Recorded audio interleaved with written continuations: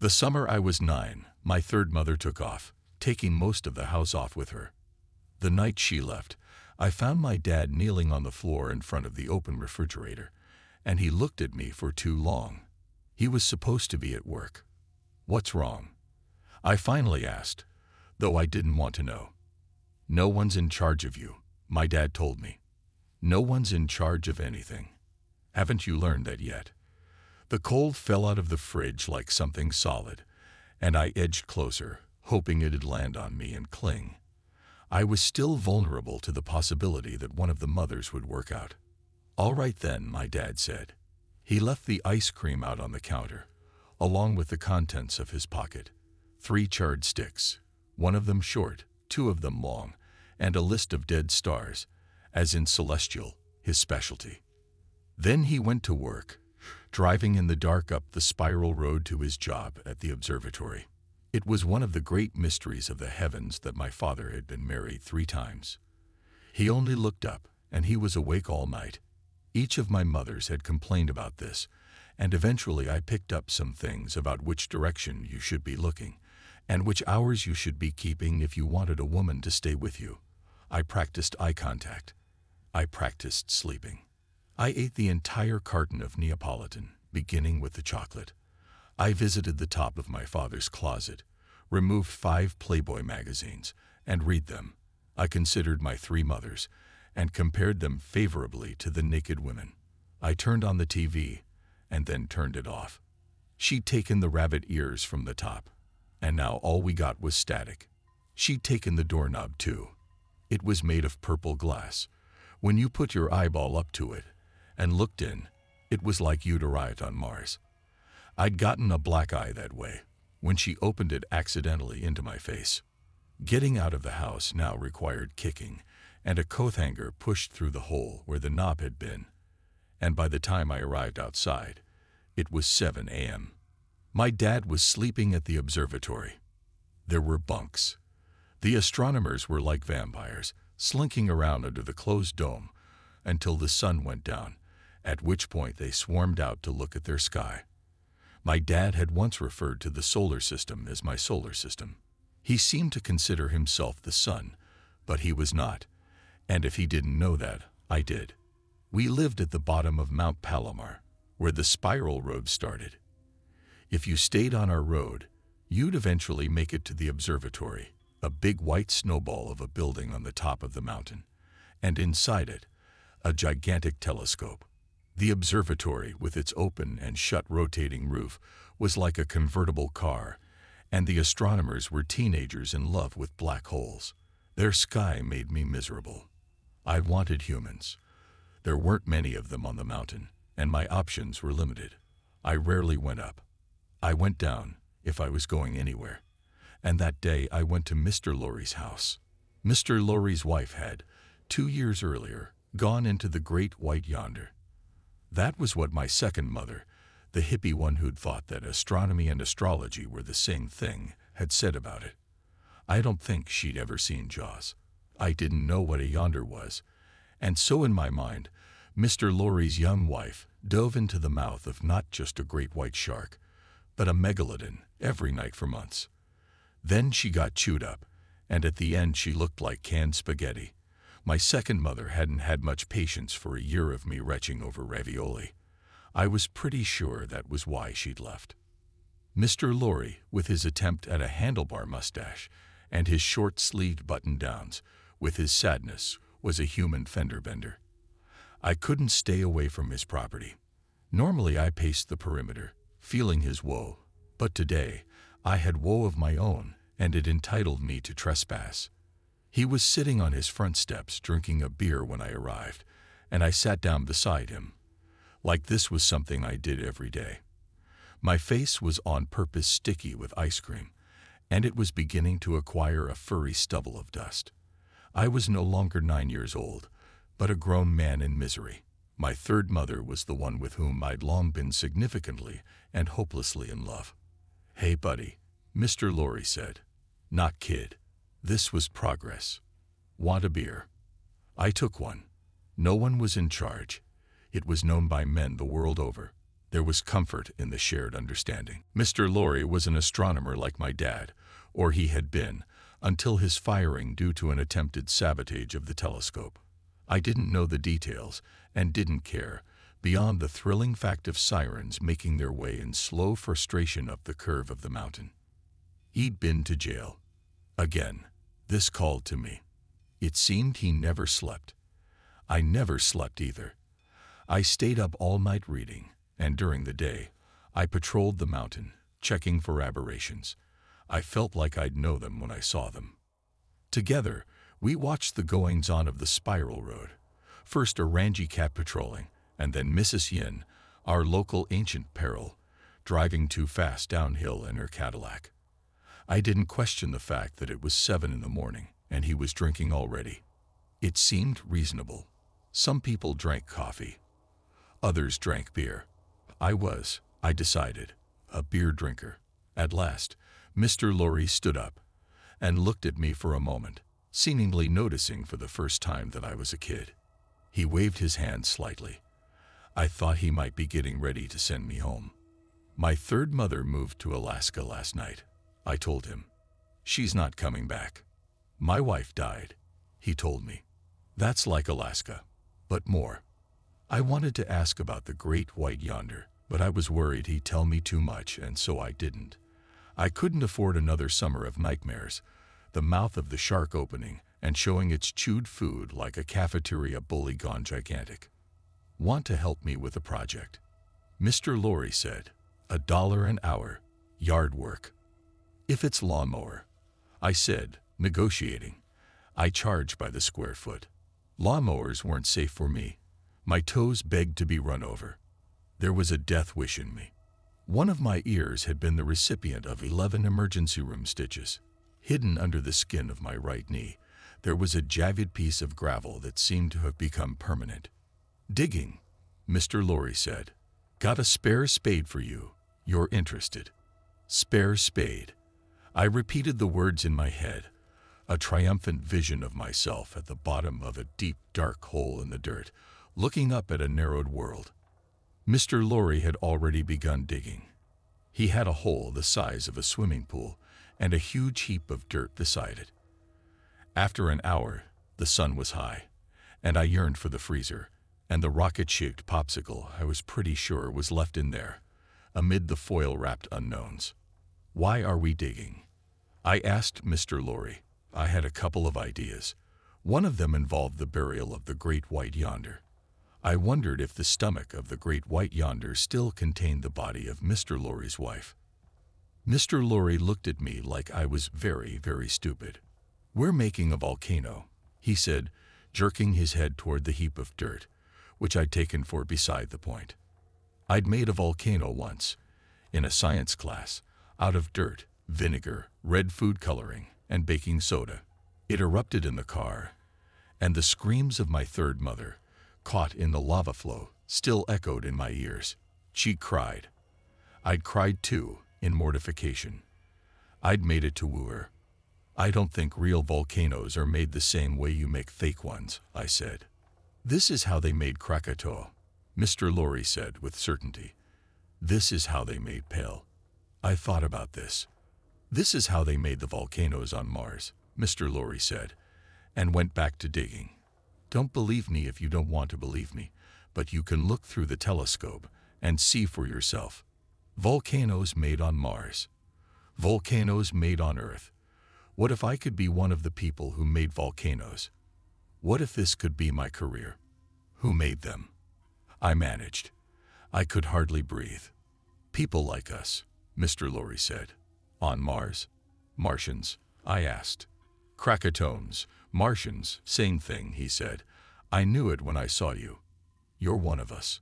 I heard the distinctive sounds of my father's car coming down the spiral road. The brakes were failing, and so he kept an anchor in the passenger seat, attached to a rope in case he lost control going downhill. I ignored the noise. No one was in charge, he'd said. If he wanted me home, he could scream. I looked at Mr. Lorry. He was offering me everything I'd ever wanted, and I was pretty sure he was about to laugh and take it back, the way adults always did. What are the volcanoes for? I asked Mr. Lorry, a last testing question. He eyeballed me. I swiped at my face with nervous, dusty fingers, but finally he nodded and surrendered everything. I wasn't sure you were ready for this, but you seem man enough to take it. They're observatories, but better. From inside a volcano, everyone knows you can look up. Almost no one knows that you can also look down. It was not as though I hadn't been warned by my third mother about people who said things like this. It was not as though I cared. I was a goner. My dad, I imagined, would one day walk up the slope of this new volcano and bend over to look down, startled to see me there inside it, my telescope aimed at the center of the earth. I'd be making charts of the things I saw there, the dark stars and explosions. There'd be worms the size of trains. I knew it, despairing with desire. There were mysteries on the earth, and wonders, even my own belly button, and the possibility that through it I might reach blood and guts had been known to obsess me. Volcanoes were portals too. My dad shouted for me from our front door, but I didn't move. He increased volume and shifted to my full name. I didn't flinch. Mr. Lorry looked at me suspiciously. That you he's looking for? Mr. Lorry asked. Possibly, I said. I thought you were a boy, he said, and there was an edge to his voice now, a tightness. You said you were a boy. I'm a Krakatoan, I said. Finally, with greed and great relief, I knew that I was one of something, part of a group. There was a destiny for me. My life wouldn't have to be this way forever. Your hair's too short for a girl, Mr. Lorry said, still staring at me with an odd expression on his face. It got caught in a pair of scissors, I said, tersely. It hadn't been an accident. There'd been braids. Shit, Mr. Lorry said. Shit, I replied, and threw another shovelful of dirt onto the volcano. I trumped it down with my bare feet and spat on the new volcano section. All the while, Mr. Lorry shook his head and muttered to himself. Volcano gods need sacrifices, he said finally. What are you going to do about that? I have $13 in my piggy bank, I said. You have beer. That won't work, he said, went inside his house and slammed the door. This one only wants boys. Don't you know anything about volcanoes? Don't you know anything about anything? His voice carried out into the yard, and it cracked at the end with something I couldn't figure. I was repulsed by whatever it was. Crying was for babies. I stared at his front door, kicked it once, and then went home to defrost something frozen. I asked my dad what Mr. Lorry had done at the observatory to get himself fired. Said the sky was black and all the stars had gone out. My dad said, lost as a heap of funding, which is part of why we're where we're at now. Can't even afford a paint job. You see how it's peeling. And so they took him to jail. I was startled. My dad snorted. No, Rick Lorry went to jail because he commandeered the telescope and tried to crash it into the floor. He thinks there are stars inside the earth. He lost his wife. And then he lost his funding. And then he lost it. Whatever it he'd lost, I wanted to find it and keep it for myself. My dad was making another mark on the wall. There were 3 of them now, black X's in the places where his wedding photos had been. He didn't like the bare spots in the wallpaper. I didn't mind them. Sometimes I poked them with a pin, outlining perforations in each pattern. My first mother left right after I was born. She disappeared without warning, and the day after she left, the good part of the story, my dad discovered a new star. After my second mother walked out, my dad's team spotted an elusive comet. Did you find anything last night? I asked my dad. Why would we? I don't know, I said. I just thought you might. Volcano gods needed sacrifices, Mr. Lorry had said. I thought about Peel and her boys. I wondered if other volcanoes wanted other kinds of sacrifices. I wondered if observatories did. I didn't know how telescopes worked. I didn't know what made up the center of the earth. I had muddled thoughts of lava. How would I know what the sky was made of? or that there was not another sky just beneath the surface of the ground. I thought it might be possible. I knew that Palomar sometimes got angry. The shutters got stuck closed, and the telescope couldn't see out. There'd been days of malfunction that week, things jammed in the works, and my dad had complained to my third mother about it. A grant had been lost because of observatory failure, and there were salary questions. They needed to find something new, something that would attract media. I'd heard a daylight argument. "Did the roof open last night?" I asked my dad. "Yep," he said, and went back to the X on the wall, going over it with his ballpoint. I thought about the picture that had been there until the day before, my third mother laughing, with her mouth full of cake. I wanted the photo back. I wanted her back. I wanted them all back. I arranged the sticks on the counter into a triangle, the shortest one at the bottom, until my dad noticed what I was doing and took them away, breaking them on the way into the trash. "Why'd she go to Alaska?" I asked him. "She never said anything about Alaska." He didn't answer for a moment. "She likes the cold," he finally said, and looked at me, his eyes wide and bloodshot behind his glasses. "Leave it alone." I walked away from my dad, and up the stairs. I cranked open my bedroom window and looked up at the dark of the mountain. I'd seen a television program about the explosion of Krakatoa, and in it, there was a fact that haunted me. Rafts made of hardened lava had floated up onto the coast of Africa, even a year later, passengered by skeletons. But maybe those people had been sacrificed to the volcano, and their bones thrown up into the air by the explosion. Maybe Krakatoa had exploded because it didn't like what it was being fed. I wondered about my mother's. I wondered about Mr. Lorry's wife. I wondered if there was a hole in the floor of the observatory, and if through it you might be able to see things beneath. I didn't want to wonder, but I wondered. Later, I snuck out the window and into the night. Did I even need to sneak? No one was in charge. No one saw me walking to Mr. Lorry's house. I used my sneaker to open a hole in the top of Mr. Lorry's volcano. After a minute, I used my hands. I was a Krakatoan. I stamped on Mr. Lorry's volcano again, and then put my ear to the ground. For a long time, I didn't hear anything. But then, from far below me, I heard something stamping back, a pounding from the other side of the earth. Then a murmuring. I scratched harder with my hands, shoveling dirt away from the top of the volcano. A light went on in Mr. Lorry's kitchen, and his screen door opened. "Hey," he shouted, but I was gone, sprinting up Palomar.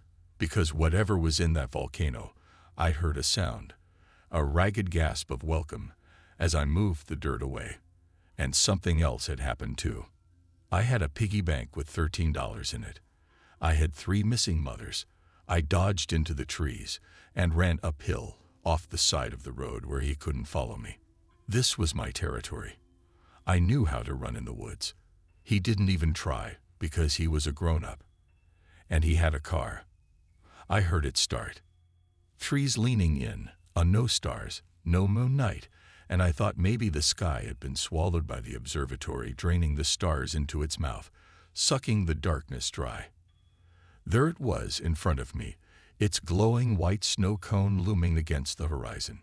I scraped my hands on my jeans, once, twice, 3 times, until my palms stung, because from inside Mr. Lorry's volcano, someone's fingers had reached up and touched mine. I wasn't sure about breathing. I could hardly see. One of my knees was skinned. Maybe I was crying. I wanted my dad, and I didn't. I wanted my mother's, even the one I never knew. There was a set of headlights speeding up the spiral road, and the observatory was full of astronomers without wives. Funerals, sometimes. Car crashes and cancer. Other times the wives just went away, and no one ever saw them again. This was the way the world worked, I'd imagined, but now I wondered if it really was. My third mother, I thought, and my brain got stuck on it. Catherine, called Kit, who sometimes called me Kit too, and sometimes called me Tool for toolkit, as in a smaller, more equipped version of herself. But my real name was something else entirely. My dad called me Olax, after a star. The furrow, that star name meant, and he'd stuck a Mary in as my middle name to make me more human. The door was unlocked. I skidded in on my heels and felt along the edge of the room. I knew my way around Palomar. The inside was like nothing, no sky on view, just the telescope stabbing through the sphere. But as I stood there, not hidden, uncertain, the shutters began to open to let the telescope look at the sky. Mr. Lorry's story was horrible all over my brain. "Look down," he said in my head. "Look underground." And as I thought it, I felt those cold fingers again, touching my own, gripping my own, and I heard a car stop outside. No one was visible inside the observatory. I wanted to look toward the center of the earth. I wanted to find my mother's. I didn't want to think about Alaska. I didn't want to think about Pell. I didn't want to think about who was underneath that dirt in Mr. Lorry's backyard, nor about how far down the dirt went. I ran to the telescope and slung myself up into its workings. The shutters were open and the sky was there, black. I held my breath and climbed. Mr. Lorry was in the building. I could feel him, making his way around the edge of the circle.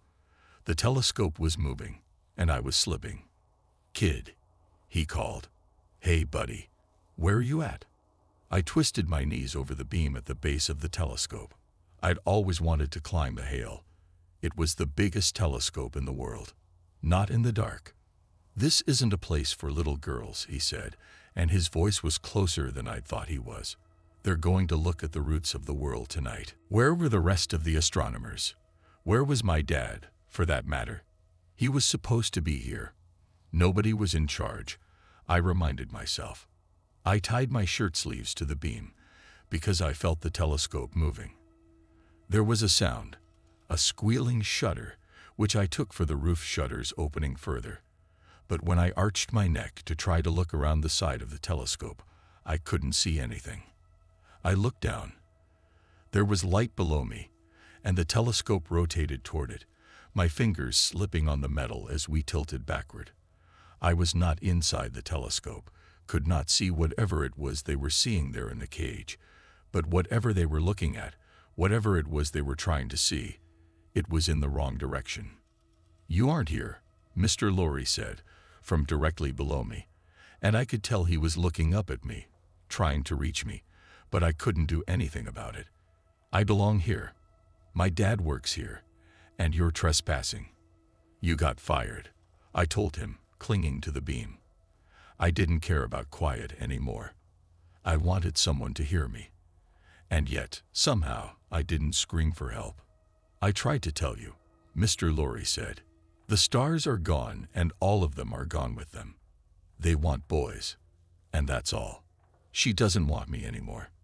The telescope completed its tilt, flipping me so that I faced down, and I saw what the open shutters looked into, what I was dangling over.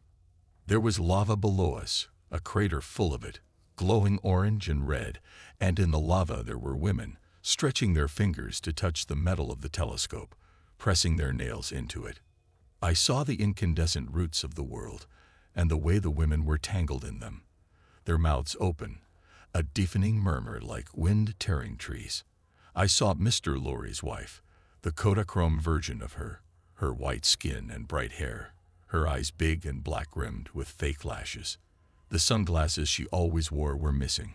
She was naked, her long arms savaged and blistered, her ribs skinny and her hip bones sticking out. "Come here," she mouthed, and her lipstick was perfect. Other mothers were there too, and I knew them. I'd been to their funerals and gone to school with their abandoned children. I'd seen the X's where they weren't. I saw all the dead women in the center of the earth, and then I saw them reach up toward where I dangled. I saw my third mother, and she saw me. Somewhere I heard a door slam, a shout, and Mr. Lorry, just for an instant, was silhouetted against all that light and fire. Then, like the Krakatoans, the astronomers' wives were gone, and my mother was gone, and all that was left were black skeletons, ashes floating on rafts of darkness, lists of dead stars. I heard myself screaming. The asbestos-tiled floor of the observatory appeared beneath my cheek, and my head appeared on top of my body. Sharp pain and dull ache at once, and there was my dad, kneeling beside me, his eyes still bloodshot. "Can you move?" he asked me. "Is anything broken?" I could move. Nothing was broken. The roof rotated, and where the sky had been dark, it was now all stars and Milky Way. I stood up, bruised, and tried to figure out where my feet were. My dad had me by the arm, and he was moving me out of there, faster than I wanted to move. I looked back at the telescope, and I could feel everything getting taken away from me, forever and all at once. My dad carried me to the car, fastened my seatbelt, and drove me down the spiral road and to the hospital. He told the nurses I'd fallen from something high, and they looked into my eyes and agreed that I was looking out at the world through a concussion. They showed me my pupils in a hand mirror, one big, one tiny, Martian moons in an eclipse, or the sun trying to shine through a sky full of ash. I put my face into a crisp white shoulder and cried there, but when I lifted my head, I was done, and no one asked. Mr. Lorry's abandoned house and its volcano got paved over when they redid the spiral road in the late 70s. My dad drowned in 1984 on a trip to the South Pacific, diving into an underwater cave and failing to equalize his pressure, but he was an old man by then and hadn't been in touch with me in a long time. There were no more mothers. The astronomers at Palomar kept finding supernova and charting galaxies, but the largest telescope in the world was surpassed in size in the early 90s. The last time I drove there, up the spiral road, and to the tourist center, it was daylight, and the only person I saw was not an astronomer, but a painter pulling himself around the walls, rolling white paint slowly over the dome. When I tried to ask him a question, he shrugged and turned back to his job, pulling himself along the dome, hand over hand. I stood there a while, watching him spackling the fine cracks all over the surface, the ones that stretched up from the gravel, and all the way to the top of the dome itself. The observatory was getting old. I bent down and put my ear to the ground, but there was nothing to hear. When I stood up, the painter was looking at me. He reached into the pocket of his overalls and tossed me a small white rock. Later that night, in my hotel room, I soaked it in alcohol. Underneath the paint, the rock was black and porous, but that was all.